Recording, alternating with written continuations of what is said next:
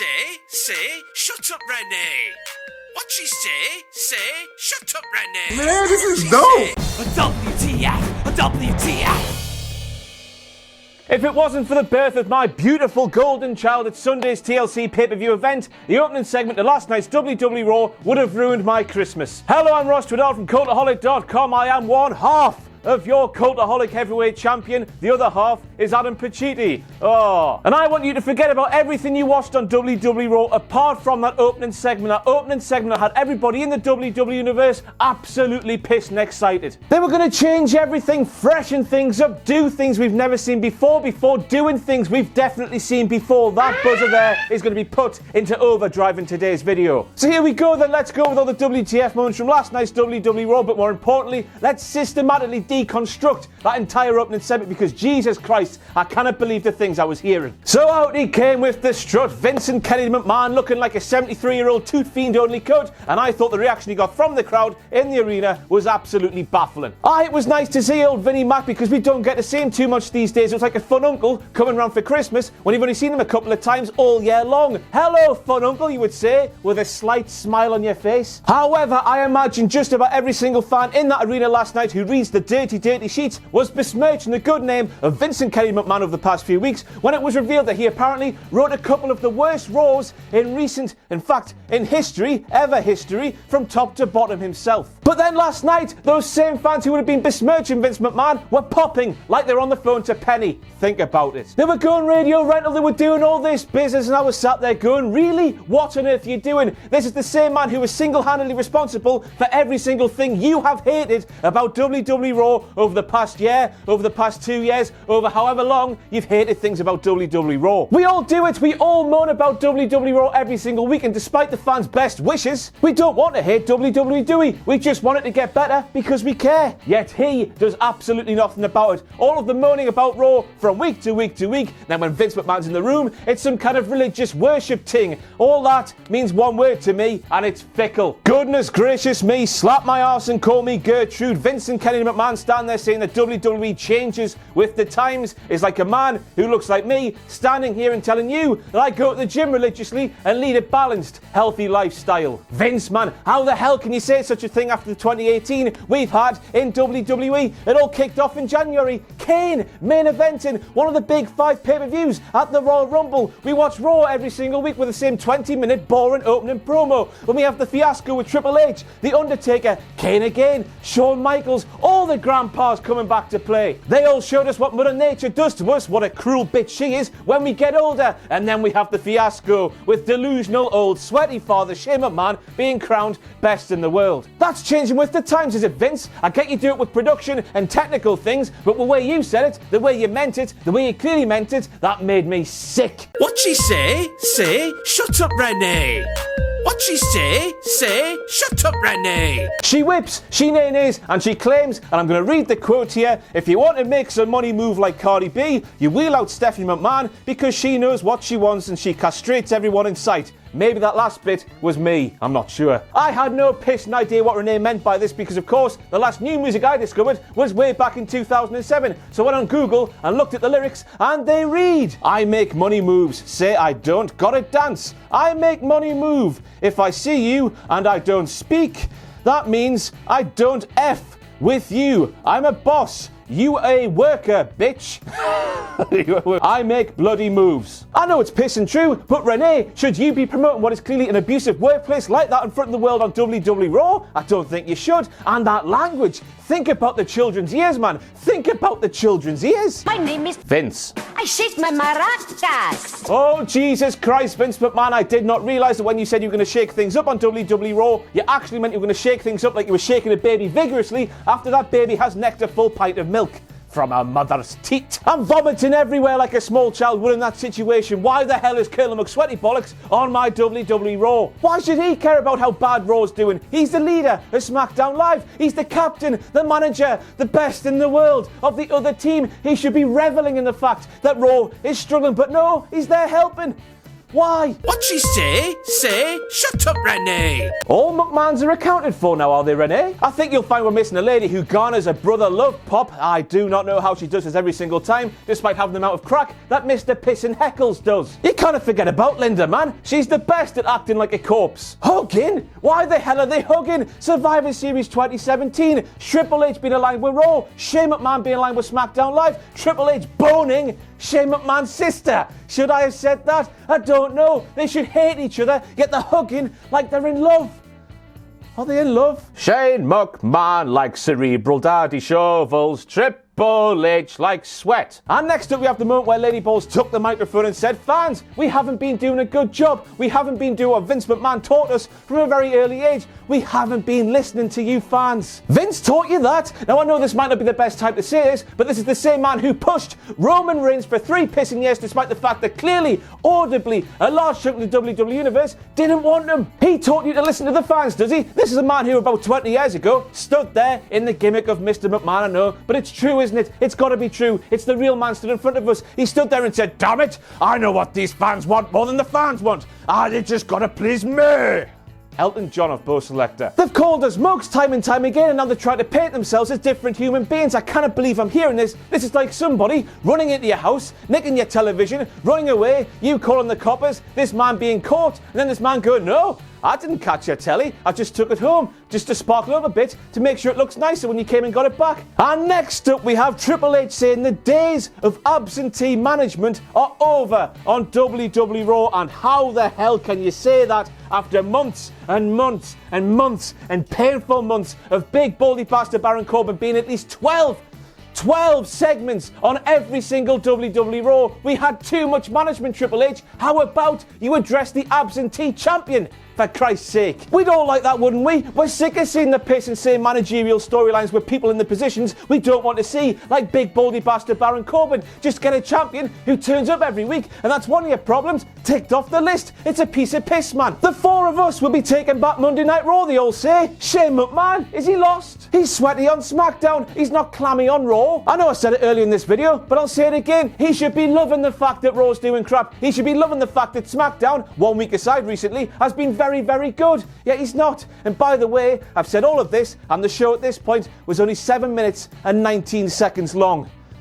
And here he comes again, forehead glistening, all around us, children playing, having fun. Merry Christmas. We have Shane McMahon claiming that this taking back of Raw by the McMahons also counts for SmackDown Live too. No, man, leave SmackDown Live out of this. SmackDown Live, that one bummer of a week aside, has been very, very good recently, in my humble opinion. I know, it could be better. It could have more segments outside the box, despite every single promo being the same promo we see in WWE TV all the time. But SmackDown's been good. Leave it out of this, Shane. Raw's the mess here. And next up we have the barefaced lie of the night, where they said we're going to empower our superstars and we're going to empower you, the fans. So let me get this right. You've just stood there in front of the world and said we're going to give the fans and the superstars a voice as to how WWE is presented on Raw and SmackDown Live.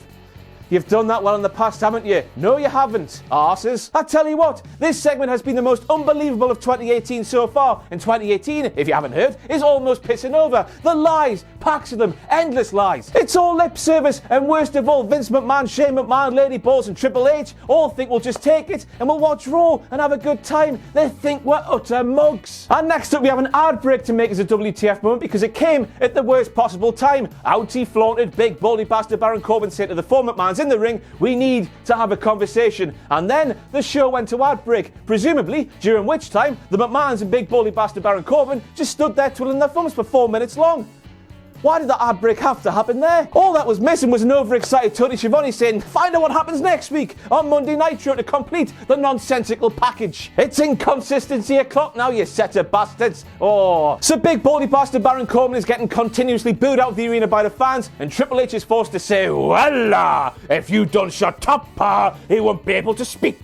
Then big baldy bastard Baron Corbin asked Lady Balls, Mummy, will you please tell the people to be quiet? And then she did the worst possible thing she could have done.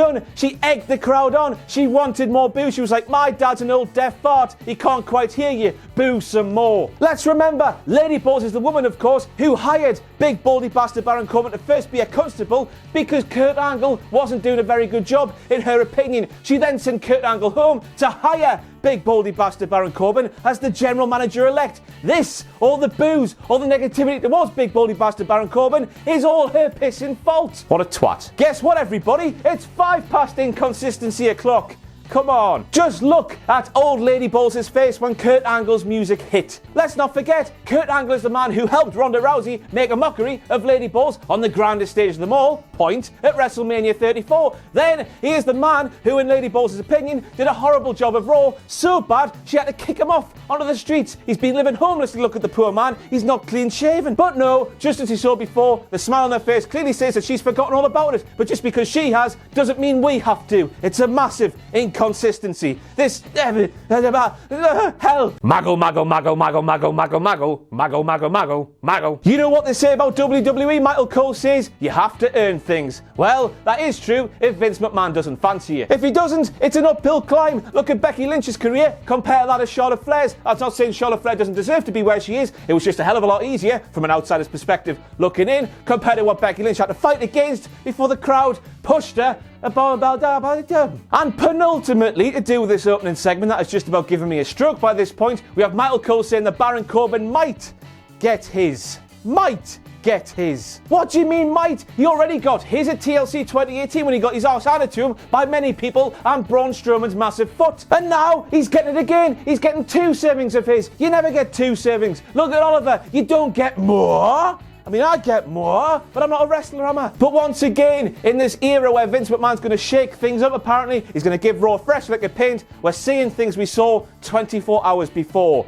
I know I said that buzzer would be overused, but it just should be there constantly throughout this entire video, to be honest with you. And to put a nice little bow on that opening segment from last night's WWE Raw, we have Vince McMahon saying we changed with the times before he wheeled out the entire cast of Dysfunctional Mania, WrestleMania 2000, 18 pissing long years after that happened, before they cut a 20-minute boring promo at the start of Raw. Lovely new things. There's one thing to say here, lads and lasses, we're being shafted by Vince McMahon, and there's naught we can do. Apollo Crews is one of the fastest rising stars in the business, according to Corey Graves. What is this, pal? 2016? Apollo's star rose to a certain point in 2016 until everybody realised he was a crackless void of charismaless wonder who couldn't do anything apart from a few impressive flips. And his star started to fall and fall and fall and fall and fall. Then it hit Titus worldwide and came back up again. But it's still not rising, is it, Corey? New era! We're going to change everything. So here is an open challenge for a secondary title like we've done for the past 3 pissing years, because we're out of ideas. At least it was a new matchup. I was happy to see Tyler Breeze getting quite a long match on WWE Raw against a big superstar like Dean Ambrose to showcase what a good bloody wrestler he actually is. What a lovely glittery line into this horrible big grey same old bollocks new era cloud. What she say? Say, shut up, Renee. Big baldy bastard Baron Corbin can't pay his bills because he's got no job anymore, Renee. Are you sure? Is he not still a wrestler? He just wrestled a match like a wrestler would just before you said this point, so does that not make him still a wrestler? General manager elect no more, I'll give you that, but he's still definitely a wrestler. Look at his big baldy head, still on the Superstars page on WWE.com. So then, the fact that Seth Rollins was able to disguise himself as one of the gimps in the masks with Dean Ambrose suggests that WWE just finds some gimps in masks, wheels them out in front of Dean Ambrose. Dean Ambrose doesn't talk to them before they all walk down to the ring, and Dean Ambrose doesn't know who he's with. Now, as a man who quickly read the internet about private security teams, I know that you know who the security team is because you converse with them and they let you know who exactly they are. And to be honest with you, I just wanted one episode of WWE Ride Along with Dean and Renee in an SUV like a mom and a dad with all of the gimps in the back like children. But no, that's been ruined for us. Shane, not sweating. Grab all the animals and run away, will you? The end is nigh, the end is nigh. Time to run away, the end is nigh, nigh. Also, Shane claims the superstars on Raw and SmackDown Live who haven't got the opportunities will do so now. Hey, let's go down memory lane, shall we, kids? Let's go way back to the start of the brand extension where Shane McMahon got all the SmackDown superstars around the ring and said, look, everybody, this is the land of opportunity, before he booked himself in every big match for a year in a pissing half. You're talking bollocks, you clown. So early in the night, of course, we had that wonderful moment where Triple H pointed to the fans and said, you're the authority now. And then we got Colonel McSweaty Bollocks booking a match we all wanted to see. The B team against the Authors of Pain, against the Revival, against the Lucha, little Il Hijo del Diddler things, in a 4-way tag team match. Nah, you need to find new challenges for the Raw Tag Team Championships, do you, sweaty bollocks? I'll tell you what the fans would do. Just pick the Revival, have them beat Gable and Roode, and then give the main roster push they deserve. their main roster run to date has been an absolute travesty. You could have saved some time with not having that match that nobody wanted to see, but at least you got there in the end, I guess. Every stroke. Oh, my loins are starting to relieve themselves, and my memory of that opening segment to last night's Raw is slowly fading away because Samuel James Cuthbert Zayn is coming back, and that makes me happy.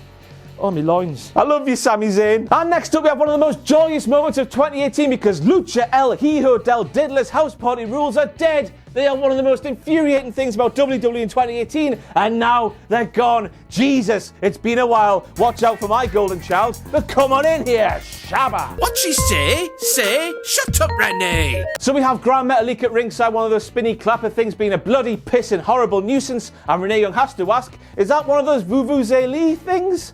I think she said Vuvuzela. I've not made very good notes. Whatever she said, it wasn't what she should have said. So Renee, it's Vuvuzela. They ruined the 2010 World Cup, and they're one of those long things you blow on, not one of those hard things you spin around in your hands.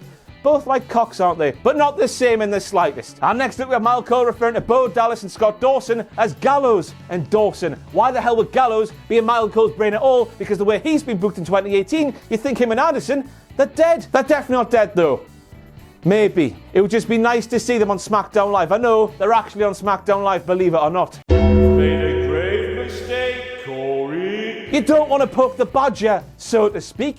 Badger, Corey? What the hell's a badger got to do with bears? Where the hell's badger come from? Unless, of course, it's Seth Rollins, who Corey Graves has talked about at the time, has a backstage nickname of being a badger, and if he does, that raises many, many questions indeed. Questions I would like answered. If you know, let me know. And of course, just at this point, Michael Cole and Renee Young just stood there and nodded as if Corey Graves was talking absolute sense. They're unbelievable, aren't they? New era! We're going to change everything and give you things you've never seen before. Whoa! Second open challenge of the night.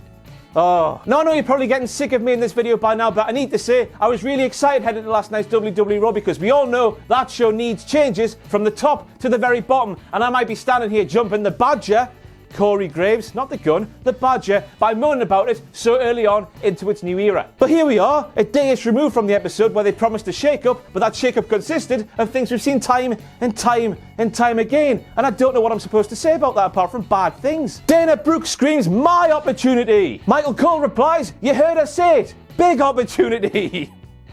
Oh, my loins are like bloody banjo strings at this time because news like that is making me forget about that opening segment to last night's WWE Raw. Kevin Owens, I love you. But who would have thought it? A promo package like that, Erin, not so long after a picture like that was put into the world. You can't count out Alicia Fox, Corey Graves says, in a gauntlet match, which is many singles matches put together to make a gauntlet, so you can't count her out. What she say? Say, shut up, Renee. And here's a direct quote from Renee Young herself, who whips and nays, of course. Ruby Riott takes any opportunity that's in front of her and makes it her own. Don't the Riott Squad lose every single pissing match they're involved in, Renee Young? Do you watch the show that's happening in front of your eyes? Or are you too busy whipping and too busy naying? New era!